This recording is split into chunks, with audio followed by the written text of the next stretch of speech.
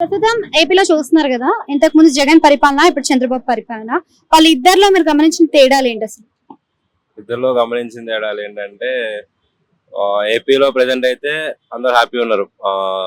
చంద్రబాబు నాయుడు గెలిచారని. నేనేమి అపోజిషన్ కాదు, something like వాళ్ళకి వీళ్ళ కానీ. నేను జస్ట్ ఏదో మా పేరెంట్స్ కోసం ఓటేసిన, ఉండే తెలంగాణలో జాబ్ చేసిన అన్ని ఇక్కడే. అంటే ఇప్పుడు మనకి జగన్ ఉన్నప్పుడు పథకాలు లేవు, అంటే పథకాలు ఎక్కువ ఇచ్చి జాబ్స్ లేవు, దాని వల్ల వలస వెళ్ళారు. అంటే ఇప్పుడు మీరు చెప్పారు కదా హైదరాబాద్ వచ్చారు. జగన్ గారు చేసింది అదే తప్పు. డబ్బులన్నీ ఇచ్చి జనాలు తగలబెట్టడం కరెక్ట్ కాదు అది. సో ఇప్పుడు డెవలప్మెంట్ విషయంలో ఉద్యోగాలు వస్తాయంటారా యువతకు? పక్కా వస్తాయి. చంద్రబాబు నాయుడు స్టార్ట్ చేశారు కదా, మనకు చాలా ప్రాజెక్ట్స్ కూడా వచ్చినాయి. అంటే నాకు తెలియదు, నేను చిన్న చిన్న న్యూస్ ప్రకారం తెలిసిందంటే చాలా ప్రాజెక్ట్స్ వచ్చినాయి, చాలా హబ్స్ అనేది తీసుకొస్తా అన్నారు. రెవెన్యూ లేని స్టేట్ లో ఏ విధంగా మనకు వస్తాయంటారు? రెవెన్యూ వాళ్ళు జనరేట్ చేస్తారు కదా, మన స్టేట్ గవర్నమెంట్ కూడా బడ్జెట్ ఇచ్చింది. నిన్ననే 2 days బ్యాక్ యూనియన్ బడ్జెట్ కూడా వచ్చింది కదా, మనకు కూడా సంథింగ్ వచ్చే ఉంటది.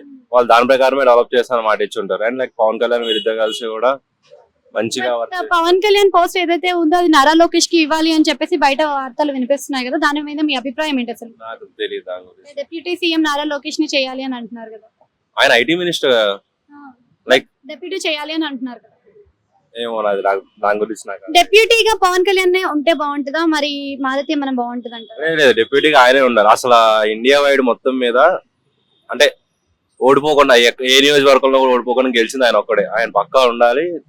కొనలేక ఆయనే సేమ్ అవ్వచ్చేమో.